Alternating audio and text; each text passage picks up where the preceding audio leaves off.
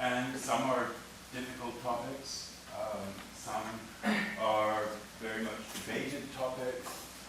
What I really hope is that we will have conversations in which we feel open to share with one another, to create a kind of atmosphere which is affirming and that is conducive for us all to grow in the ways in which we think about things. And what I want to do today is to spend a little time thinking about history and what that means. And it doesn't, of course, mean one thing, it means many things. And one of the things I want to stress in this is that we are not passive in that activity. We are very much active agents in that, thinking about the past and thinking about the way the past is very much with us. Because that's very much where I am in doing this course. This isn't just about people and cultures 500 years ago. My goal is not simply to impart a lot of information to you. That's not how I see lectures, and it's not how I see the course. What I see us doing is engaging in an ongoing conversation in which we think about the past, but we're also very much thinking about the present. There's a lot of things happening in the world in which people are saying, what have we learned from the past? Afghanistan. And a whole range of other debates which I hope we will have time to think about. And the way in which I've organized this course is a little different this year, a little experimental. And that is, for each week, we're going to have the reading on the subject, the text. So the readings focus on primary texts rather than on secondary. So we're not doing articles or books. We're looking at the texts. But what we're also going to do, and I've paired each reading, which would be out of the 16th, 17th, 18th century, wherever it is we are, I've paired it with something out of recent media. So an article in the New York Times or the Atlantic or a website that I found. Now, I want to make very clear that the articles that I have chosen are not representative of my views on this, and it's not me trying to anticipate what your views are, but rather ones that I thought were well done, thoughtful, provoking of conversation. And what the idea is to try and think about what we're doing in the class as this conversation, as a way. So just to give you an example, we'll be talking in a few weeks about the Anabaptists. The Anabaptists are this radical movement that emerges out of the Reformation, that accepts in some ways aspects of the Reformation, and in other ways rejects it. And one of the ways it rejects it is that it rejects the idea that rulers, political rulers, should actually control the church, or should actually have anything to do with the church. So argues for a complete separation. So what would it be like, this is a bit of my thought experiment, what would it be like to talk about that in its 16th century context, which gives rise to movements like the Mennonites or the Hutterites or a whole range of communities that are still with us? What would it be like to put that conversation into a relationship with a recent article about religion and education and the separation of the two in a recent Supreme Court? So we're going to try that. You can tell me whether you think it works or not. If it doesn't work, we won't do it again. If it does work, great. Let's see where it goes. So today I'm going to talk very briefly about the course. And then as I say, I want to do is to suggest some ways in which we might go forward in this class, thinking about history, what it is, what sort of questions we can ask, what is it that we can know, and what is it we can never know? What is it to think about religion? And perhaps most importantly, what does it mean for us to be active agents in that thinking process? Because we are not neutral, we are not unaffected by any of this. We are entirely part of it in different ways, different experiences. And one of the things I want to stress is that there is no one story here. This is not a course about me telling you what early modern Christianity is. This is a course in which twice a week I will stand up here and give you an interpretation. I'll give you my interpretation. I'll give you my reading of it. But what I want us to be aware of is that it's precisely that. It's my interpretation. And what I'm going to try to do in these talks is to suggest where there are many questions, very many open ends. But one of the things I want to talk about is what's central to history, which is narrative. Who constructs narratives? How do they do it? Whose narratives are we actually looking at? And whose narratives are we not hearing? How are narratives constructed? The selective ways in which history is used to perhaps promote a contemporary idea. You know, one of the debates, I will mention it in a minute, a huge debate at the moment about history textbooks. What is it that people should be taught in school? What story are they being told? What story are they not being told? Who's deciding? And what do the people who decide these things bring to the way in which they form books that are being studied in school? What about in the public sphere, the History Channel, or books that you go into the bookstore downtown, Barnes & Noble? Which books are being promoted? Which books, just even a simple way, which books are put on the shelf so they face outward, and which books are facing this way? Because the ones that are, I can tell you, from bitter experience, that you often get, your book gets put like this, and the book next to you gets put like that, so that it's much more obvious. You can tell who they're promoting. Don't worry, I got over that some years ago. It took an effort. But there's all sorts of ways. One thing I'm talking about, how is history in our culture? So I want to talk about this. Just think this idea. Some of these cliches that we hear. George Santayana was a very great thinker, but unfortunately one of his sentences has been taken as a kind of cliche. Here, those who forget their history are condemned to repeat it. Type that into Google, you'll find it everywhere. But as I say here, what he actually said was something slightly different. And this, of course, I think is a very good example. The difference between what people have received him as saying and invoke his name as having saying. Any of you, which is all of you who have studied the Bible, know exactly how this works. But what he actually said is those who cannot remember the past are condemned to repeat it. Well, there's something packed into that word, remember, as opposed to forget. We get the story that I remember once I was coming into American, through the airport, into the immigration, presented my passport, which is not American, and the guy held up the stamp, asked me what I did, I told him, he held up the stamp to let me into the country. He said, this hangs on one thing. He said, I've always wanted to know the answer to this question, does history repeat itself? I realized my entry into the country depended on the right answer to this. And I said, no, it doesn't. Because it can't. It's like that old Greek saying, you can never put your foot in the same river twice.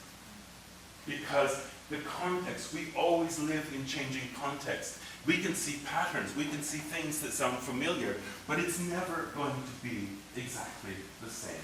History cannot repeat itself. Things can come back. And we'll see this in the course. Things that are very familiar to us, debates that are very familiar to us, ideas, whether welcome or not, come back to us. But it's always within a dynamic human context of cultural change. So I mentioned about what ways is history, I just put stored in here. Perhaps that's not the best word.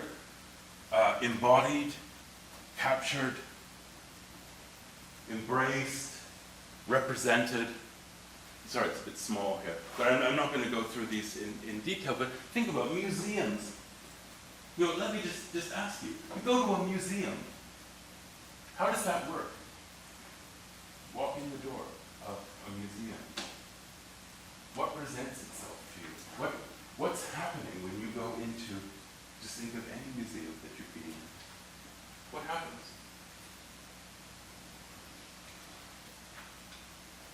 Yes? You're shown with whatever is curated to you. Yeah. That word curated, very interesting, which is of course very much part of museum language. What does curated mean? You curate something. What does that mean? Yes. Have shape for a particular purpose. Yeah. I was going to say something has been selected. Exactly. Exactly. You're walking into a story, or probably stories, that have been chosen. If you've ever had a chance to go behind the scenes at a museum or an art gallery, you realize that what you're being shown is literally the tip of an iceberg. They have tons of stuff in storage. This is true at Yale. You go into the Yale Art Gallery, you go into the Peabody Museum. They have absolutely mountains of stuff that you're not seeing. So all sorts of choices are being made about what you are going to see and what you're not going to see. And that's something that I want to put at the center of this course. What decisions are we making? What decisions are we making when we come to a text? What of ourself is actually in this engagement? What is it that has informed or shaped our encounter with this? Because they are telling a story in a museum, but when you go in, your experience of what they're telling you might be quite different. You might be offended by it. You might find it opens new ideas. You might find it boring. You might find it unimaginative. Or you might think, wow, I never thought of it this way. So it's not just the story they're telling you, or the guidebook they're giving you, or the audio guide that they give. It's your engagement with it, which I hope, and I'm sure is critical. And that's the same for other ways in which this academia, this place, it should not be about so-called experts imparting knowledge to non-experts or aspiring experts or whatever you want to call them. That, of course, was an older model of teaching, certainly one I experienced. You went into lectures and you simply wrote down what was said, and then you regurgitated it. And the better you regurgitated it, the better you did. But I hope that's not what we're going to do. Academia should be, I've spent a lot of years doing this, but my word is just that. It's not your words, it's not your way of thinking about it. I hope we would engage on it. We'd have conversations. And I can certainly say from many years of teaching this course and other courses, I've changed completely. The way I taught this kind of survey course when I came here 13 years ago is completely different. And I would say the major motor of change has been engagement with people in the class. So, just a few other ways. You're familiar with all textbooks, the debate at the moment about the 1619 project, and how some people feel threatened as if it's kind of undermining a narrative that we should all have. And then others are saying, this is a narrative that we have not talked about, we have not engaged with, and we have to. Trade books I already mentioned. The whole debate at the moment about monuments. What does it mean to have a physical representation of something in the middle of your community? On a street, in a park, wherever they are. What do monuments mean? Are they neutral? Are they harmless? Are they creations of patriotism? So this is the whole question that we will talk about. They're, of course, intimately connected to the whole notion of memory. What memories are they invoking? Usually very contested ones, as we've seen before. What are they doing in their physicality to the public space in which they occupy? So, one of the points I want to make is that history is not just about texts that appear on your screen or physical ones you have in front of you. To speak about texts is to speak about an enormous range of things. We are texts. We are engaged with both the written and the visual, but not just that, with the oral. We're going to have music. Texts are not something that are just written. That's the sort of traditional understanding of it, but it's not. It's everything is a text. And we're constantly trying to read them, decode them, understand them, give them interpretations. Trying to make something of them. What sense can we make of them? And of course, what I hope is that both individually and collectively we will move towards that, even if we don't arrive at the same answers. Religious organizations. You know how much religious organizations identify themselves, create identities around where they come from.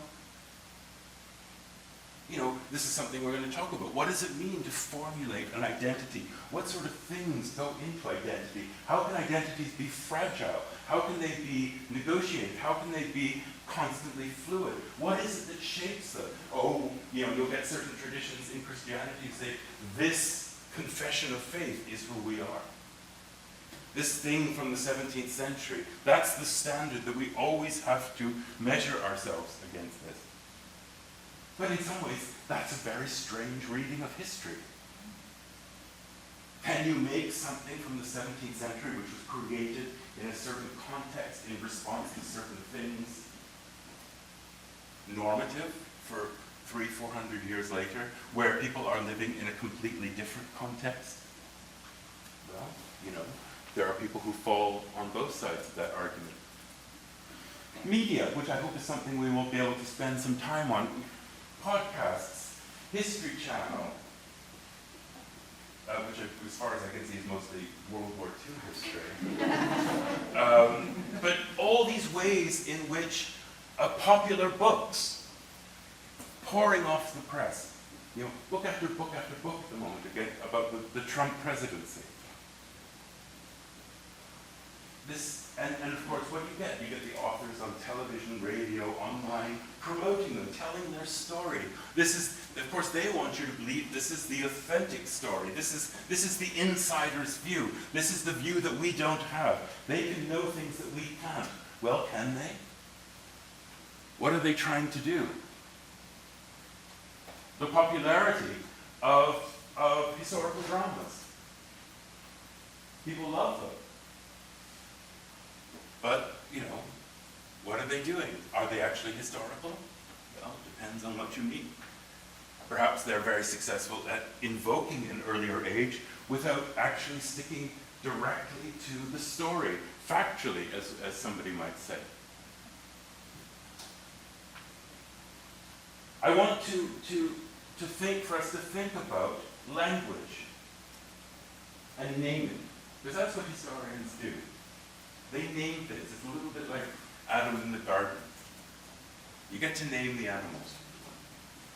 You get to impose certain things on the world around you. Now, historians are constantly debating the language they use. And of course, it's almost inevitably the case that that language, in a kind of like a sort of negative theology, that language can never be sufficient. It can never be adequate. It can never fully grasp what it is that we're trying to talk about. And that's why we constantly have to debate the language, the terms that we're using, and terms that 10, 15 years ago might have been a way of talking about something. We now think that just doesn't work. We have to think of different ways. But on the other hand, we have to tell our stories. We have to give. If we just say none of these words make any sense, I'm using them all with either in brackets or in what my wife is an editor calls scare quotes.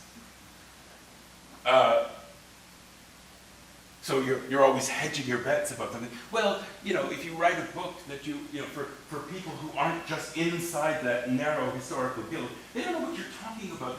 It's so confusing. I thought he meant this word, but he's telling me it doesn't mean this word. Or I thought she was saying it was this idea, but it's not really. So it's that balance we have to strike. We have to use some sort of language. You have to have some sort of way of talking about things. Yet at the same time, it's always contingent. It's always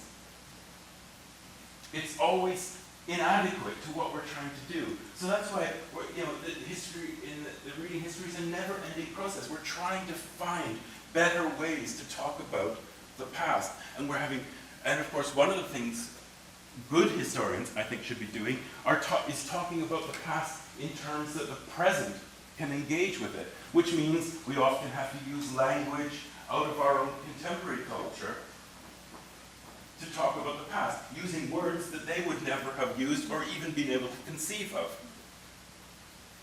So then we have to think about what we're doing. Are we simply projecting our ideas onto them? Are we making them a kind of mirror of ourselves? Or are we using terms that are helpful for us to understand, that help us to get inside their culture and to think about it, even though that's a language that would be entirely foreign to them? Now, a good example of it is the name of this course, Early Modern Christianity. Well, nobody in the period from whatever we want to say, 1500 through to 1800, nobody thought of themselves as being early modern. There was no such thing. And of course, what's embedded in that idea, if you say something's early modern, is you think it's the lead up for the modern. So it creates this idea. Are you suggesting that the early modern world is directly connected to the modern world and modernity? Well, that's highly debated. Is the early modern world, this is something I hope we'll be able to talk about at some length. Is the early modern world something that's just over there? Or do we see important ways in which it has shaped the world in which we live, whether for good or for bad?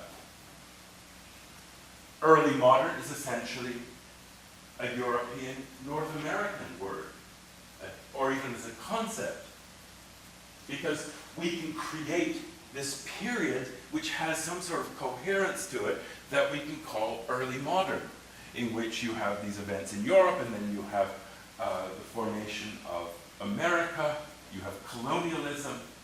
You can put these things together to describe a period of history. But as I say up here, does that apply? The big development in historical research over the last particularly 10 years, but perhaps even more recently, is the shift towards global history. Not saying Europe is at the center of it, from which all other stories emerge. But if we're going to do global history, and I hope to some extent we're going to be able to do that, we have to ask, did India have an early modern period? Did Africa? Did Japan? Can you talk about the Inca or Aztec empires as early modern? But they were existing in this, or the Mughal Empire, are these early modern? Do they lead to our notion of the modern world? Well, that seems pretty unlikely.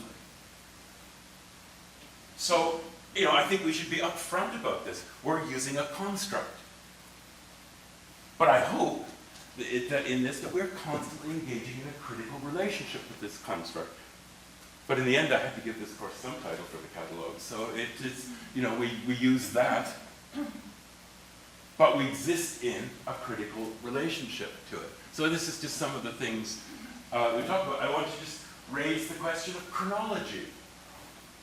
Chronology might seem like a kind of harmless thing. It's just a succession of years. But like everything else, chronology is a heavily loaded thing. How do you use chronology? What chronology are you focusing on? What do you see as crucial in that chronological? Because we have a tendency to see chronology as progress. But for many people, it's not progress at all. It's various forms of regression. That's something we can talk about in colonialism. We use the term identity. Now, it's a term you'll be using in a lot of different courses. Well, what do we mean by identity? It's not one thing. What is our identity? Are we one thing? Or are we a bundle of things, some of which are maybe contradictory or pushing in different directions? And we hold those contradictions inside ourselves in certain ways. We do that in communities. I talked about naming.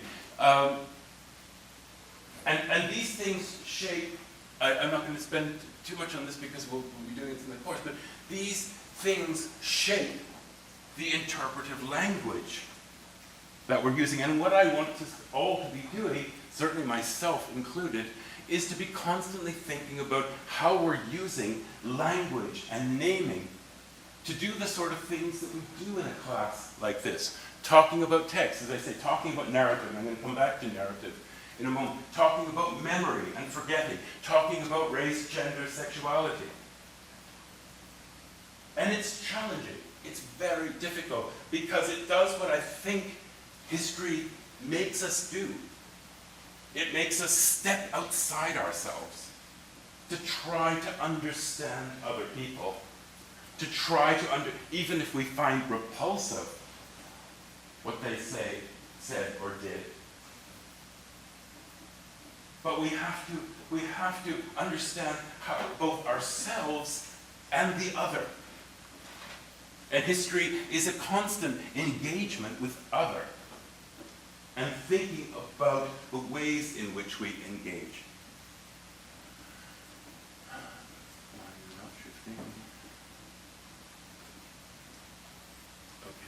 Okay.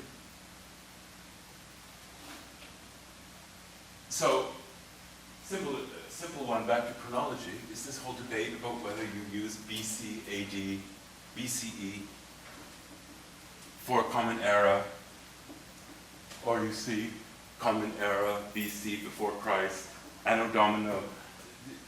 This sort of language, even the way we frame chronology, of course, that's a Christian sense of this. Another one, I'm going to be showing a lot of maps. But maps are deeply political and ideological. Just have a few examples of this. Here's one from the medieval period. It's an Arabic map, which, as you can see, puts the Arabian Peninsula in the center. And so that its relationship to the rest of us is completely focused from a different direction. Here's a medieval map that puts Jerusalem at the center of the world, which is a kind of traditional medieval idea. And everything, and you can see the great rivers that flow from it.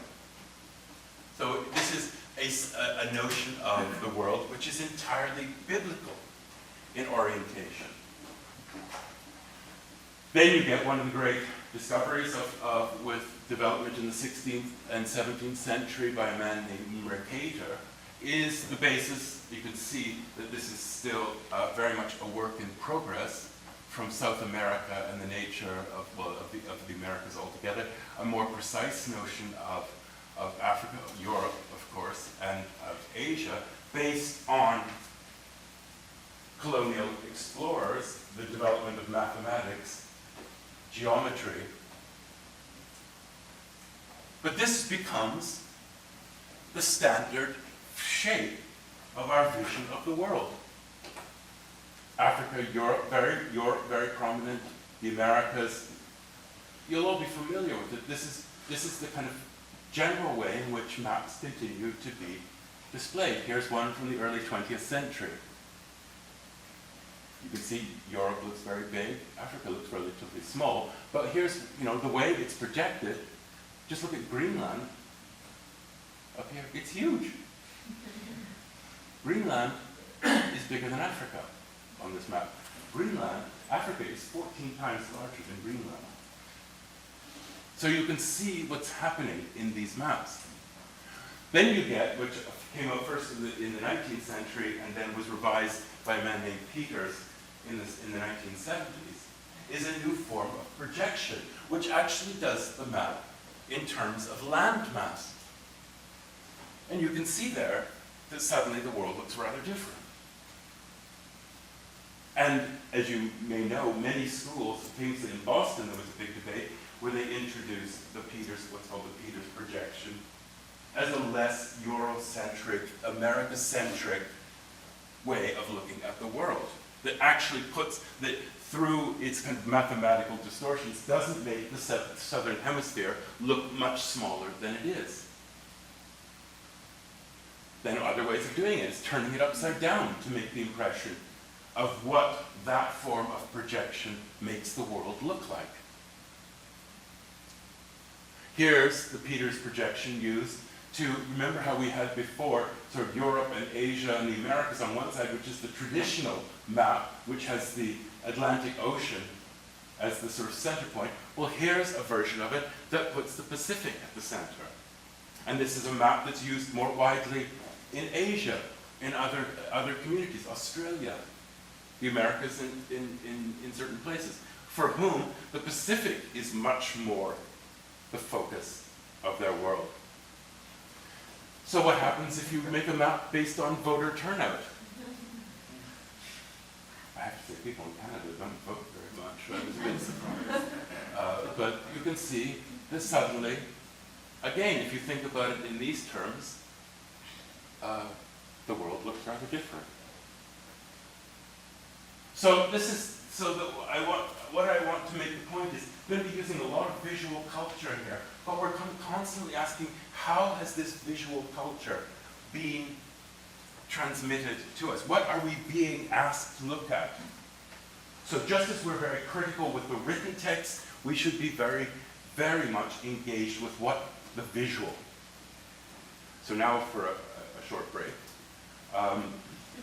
This is our dog Dougal, and Dougal is very friendly dog. He's 16 months old. He was found in a field outside Houston, I'm sorry, where he and his sister, we adopted both of them, but we have Dougal.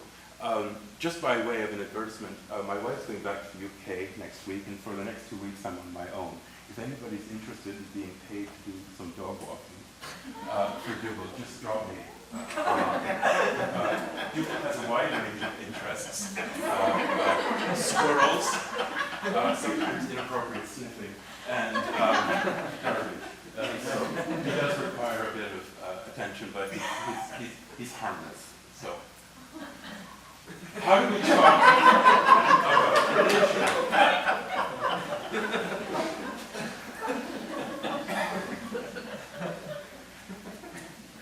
That was James, I'm sorry. But how do we talk about religion? This is a course that focuses on the sort of religious history of the early modern period. You go downtown to the history department, you can have a course on a similar period that talks almost very little about religion. You can read books that focus on religion, and you can read books on the same topic that have virtually nothing to say about religion. So one of the questions that I hope that will be essential in the course is, what does it mean to talk about religion? And what sort of things, and I just list some of the things that, how explicit, implicit. One of the challenges of doing religious history is that it's not just about creeds or confessions and institutions or hierarchies of authority.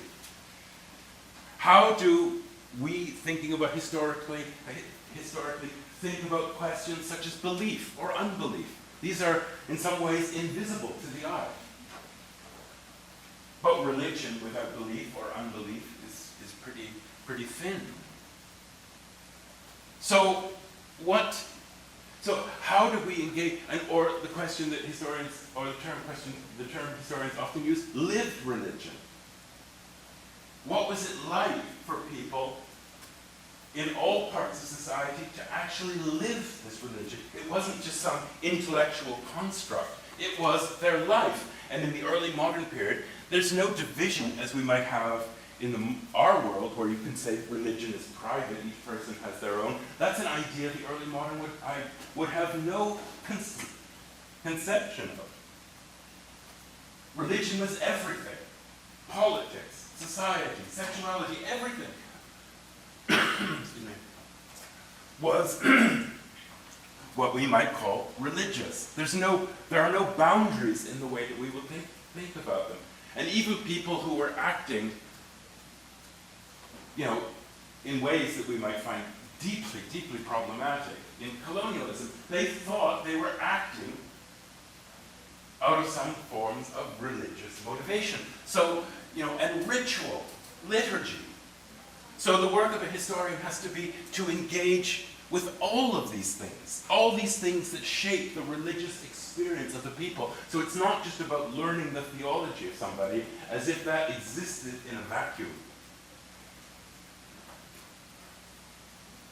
It requires the questions I've mentioned already. What can we know? What can we know about these people?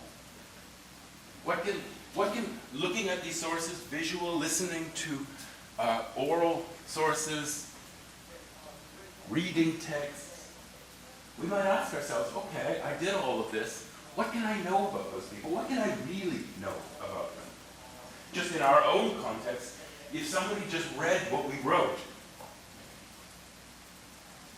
our papers for classes, or something that we might have printed in a magazine or a newspaper or a journal, would they be able to accurately reconstruct who we are?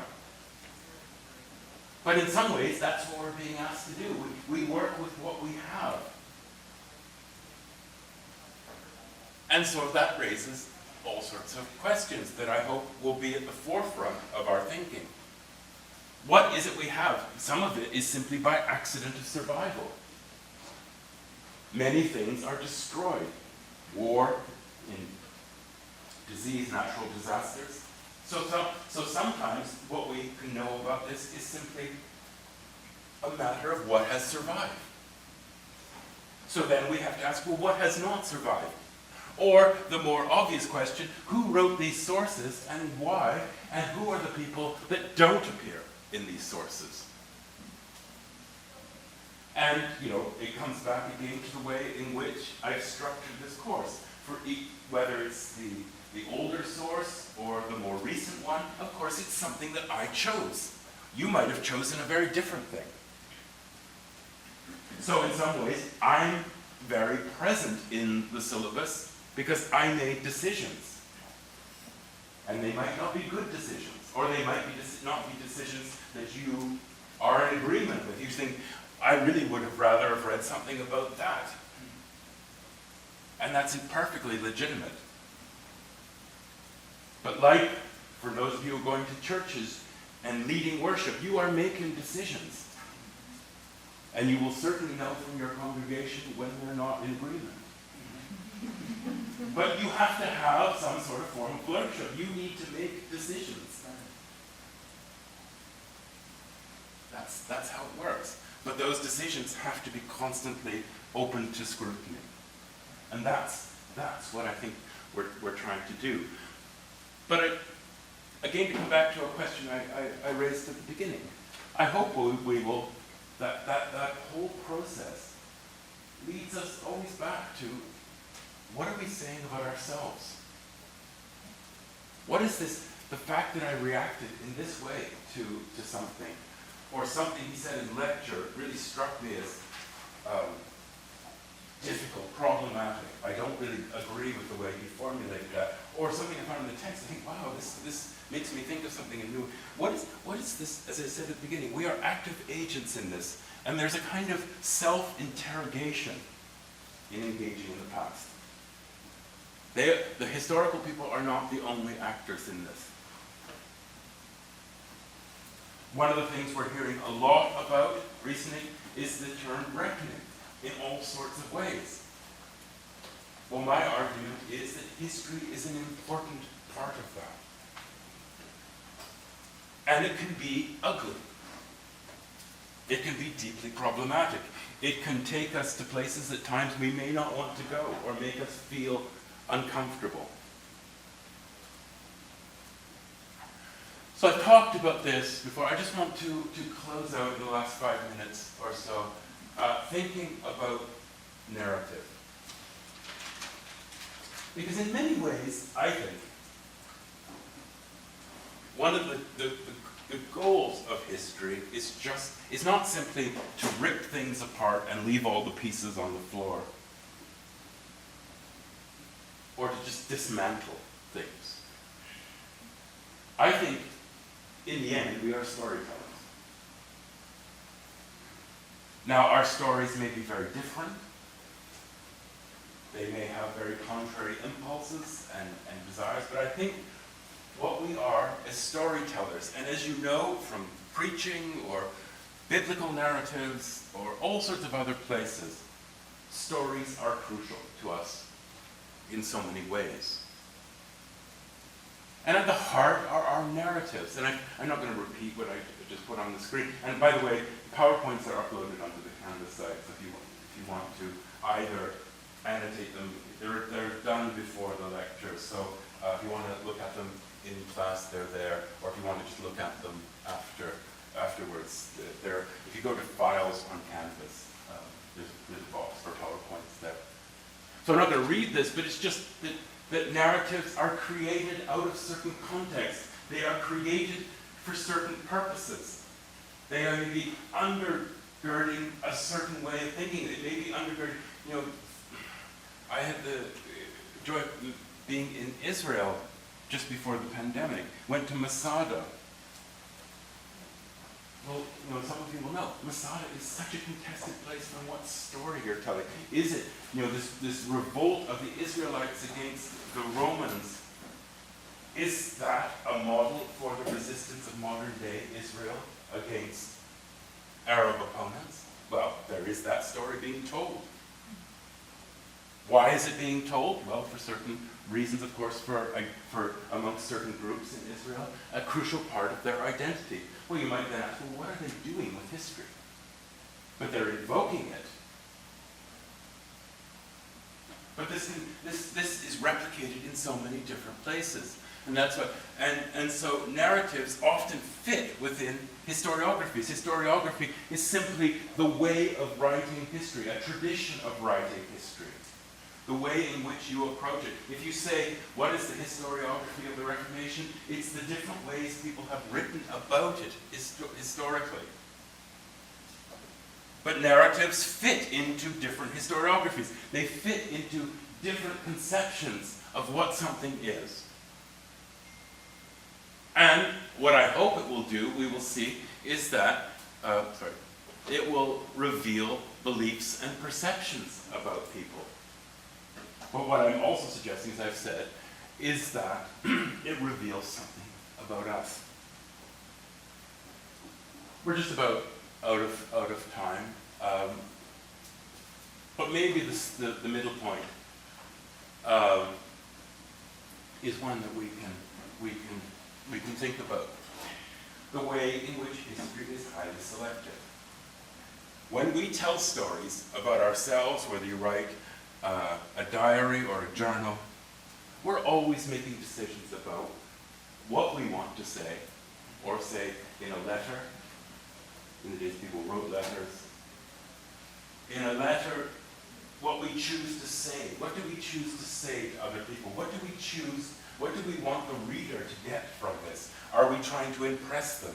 Are we trying to be more aggressive? Are we trying to be critical? What are we trying to do? That, of course, shapes what we decide to put in and leave out. It's like the making of a movie. Most of what is filmed is left on the cutting room floor. So what goes into the movie, what the director and all the other people choose to put in it, from a very small amount, from a huge amount of material. That movie that you're seeing, whatever topic it's on, is the result of decisions that have been made in the editing room. And history is just like that. So there are other about this. I don't want to run over, but we're going to be talking, as I mentioned earlier on, about terms such as memory and memorialization. How are people and events remembered? Is memory always a good thing? I read a very interesting article about the peace and reconciliation process in South Africa, where Desmond Tutu said, in some ways we have to forget. or in the Bosnian, after the bitter war in Bosnia. Is it always good to remember everything? That's that's a question. Perhaps it is. But what people remember, of course, just as if you've ever been with a family gathering and people talk about an event you did 10 years ago, and suddenly it doesn't seem like the same event, depending on who you listen to. Somebody may remember some meal that was terrible and everybody else has forgotten it. But that might have been the formative experience of going to visit the family. To someone else, that might have meant nothing. They remember something else. They remember a conversation where they got really angry, or a wonderful story somebody told. But one of this, and this is the point I'm going to end on, is one of the challenges for historians in the public sphere is often people don't want to hear what actually happened. Our collective historical conscience, often we form them to give us stories that we do want to hear, that reinforce who we are, that make what we do justifiable. So sometimes the work of a historian who tries to get inside into what really happened can face very serious obstacles because people don't want to know. So on Friday, when we get back, I'm going to be talking more subject-specific about what actually happens in the early modern period. But I hope, and if you want to look at some of these questions again, I want you to realize that what we're doing is a constant process of questioning. It's not about simply memorizing. You're not going to be asked in this course to memorize dates and names and battles and whatever. Yes, facts are important. We build our stories around them. It's important that we get them right and accurate, but that's only part of what we're doing. History is really a conversation.